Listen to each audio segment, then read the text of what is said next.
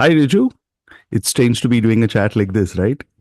It is strange to be doing a chat. Like I meet you at every single gig, and it's a tradition to have pizza before every single gig.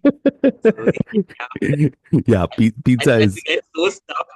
Yeah, we get so stuffed that we enter the gig and we can't move it at most of those shows. Yeah. yeah, hopefully that's something that we will try to do post uh, Domination Death Fest. But yeah, that's actually why we're talking, right? And there are a couple of quick updates I wanted to chat with you about. First is the last primitive gig ever, as it's being touted. But second is also the fact that this is the last Domination the Death Fest. So, like two legacies being put to rest. Uh, which one do you want to address first? Either way, man. Like, why is it the last primitive gig? I mean, it does not make sense. Primitive was a band. I mean, honestly speaking, there were two incarnations of Primitive. The first one had which didn't go anywhere. The first incarnation was Nitin, me, Shrikant, and Pushkar. This was a long time back, and Kiran was on guitar also. I think back then that did not go anywhere. Fast forward to the second incarnation, which actually became the band. That was me, Raj, and Nitin. And Pushkar came on board as the drummer, and Kiran came on board as the guitarist later. So with two of our members missing, it does not make sense to go. I mean, take this forward. Even the very task of doing this show with a few stand-in musicians who are killing it, who are doing an incredible job, it feels weird even then, because it was our thing. We were a bunch of friends who put everything together. So yeah, it makes sense to put an end to this once and for all after this. Honestly speaking, like even these are the conversations that we are having.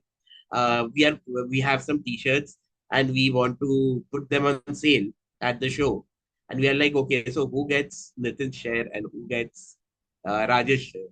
So all of those conversations, it's very weird to have even now. So yeah. And why is this the last Domination the Death Fest? Because Domination the Death Fest was there. Uh, you know me, we are friends, and I like death metal, but death metal isn't my favorite kind of music. I uh, started Domination. I wasn't a part of the start of Domination the Death Fest. I was a part of the kind of uh, second time that Domination the Death Yeah. Fest happened. I was a part of it Yeah. because I like Nitin as a person. I believed in Nitin as a person, and he had this vision. And I'm like, let's go. Like, you perform, and I'll take care of everything on ground.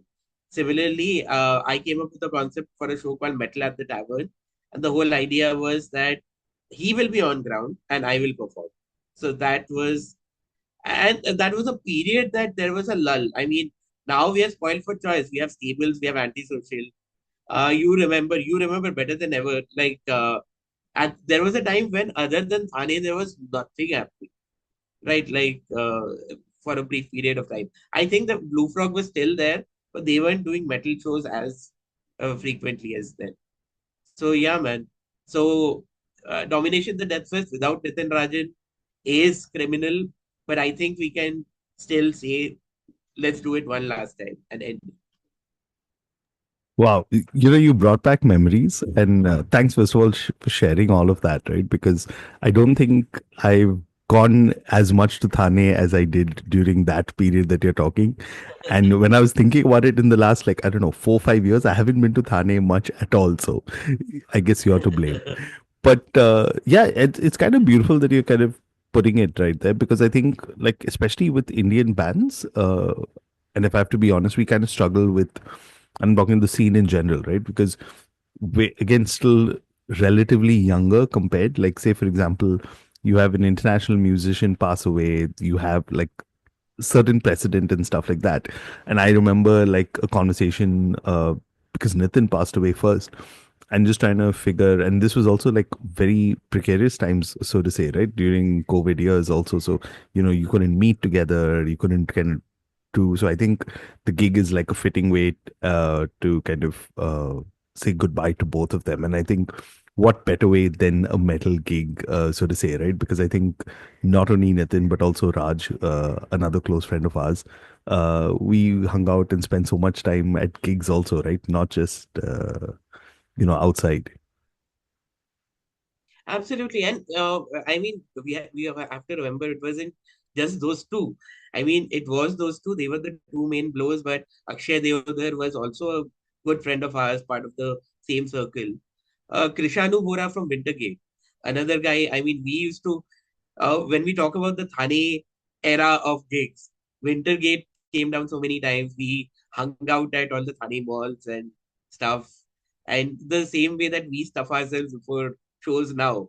Like I used to have like very, very big lunches with Krishanu. So all of them are gone in a span of this thing. So yeah, man, it was just I mean, and to answer your question, to bring it all around, it was just a very bad time in our lives. And we just want to, this is the final edition because we want to move on from that. Like, generally put an end to all of that, say goodbye to our friends once and for all. And like you said, I mean, Lemmy or let's say Ronnie James Dio, they uh, matters, both of them matter a lot to you and me. But paying tribute to them is paying tribute in a respectful way, and you can do whatever. But this is personal. This is awkward. I don't know how else to put it. No, no, totally. I mean, like, I get it, right? And I think I'm glad you kind of brought that parallel, so to say. Like, you got like Ronnie James Dio pass away, and like Bangalore Open Air has a stage, right? But that's a different kind of level. But this is so personal, and these are people that, we've got so many memories and so many stories. So, yeah. But having said that, right, like, while to a lot of people who may not have known not only just Raj or Nitin or even Akshay, like you said, or even Krishna, right? What can they kind of expect from this last set of Primitive, and why should they show up to Domination the Death Fest? They should show up to Domination the Death Fest. I mean, I'll tell you what, man. Um, Cryptos is one of India's biggest fans. I was just talking to Nolan a few minutes ago. Demonic Resurrection is also one of India's biggest fans right now. Both of them played the first edition of Domination the Death Fest. And you kind of trace back the roots of all the great bands that are there in India right now. I mean, there were a lot of great bands that came after, but these two bands particularly, they started out kind of at Domination the Death Fest, and it 25 years later, we are still celebrating the same platform. And I mean, other than Primitive, I mean, we have put together a really good lineup. I was very scared. I was very scared because, firstly, I mean, even if you look at me, Kiran and Pushkar, especially Kiran and Pushkar, they have very rigid corporate lives. So, in the sense that they don't have a lot of free time. So we wanted somebody who could step in and learn everything and kill it, because we didn't want to do a half baked thing at the last show. We didn't want to make it like a just because it's a tribute gig. So I mean, looseness is permitted and stuff like that. So I called up one of my friends here. I don't know if you know him, Sushant Yadav from. He is the bassist of this band called. Was the bassist of this band called Roth. Now he manages a band called Dark Trip. So I told him, dude, we want somebody who is from around our area and who is a primitive fan and who will learn all the songs in no time. So he said that there's this guy called Rishabh Ravi, who I obviously know, and he was like, Rishabh will nail all the songs, and Rishabh did manage to nail all the songs. And when it came to the vocals, I mean, Rishabh is doing one song. Vineet, Vineet was a big part of the second kind of coming of Domination the Death Fest, in terms of the artwork and everything else, and even in terms of my two bands, Albatross and Primitive, he designed a lot of the artwork. Vineet Sharma, he was the vocalist of a band called Kill Chain, so he was completely in. disconnected from the whole scene. So I called him, and I know for a fact from dealing with him for over all these years that not only is he a great vocalist, he's very reliable. And one of the things that was very particular to Primitive is that the words were very important. So I didn't want somebody who would just come and make noises and get away with it. So Vineet has memorized all the words. So has Rishabh. He's doing one of the songs.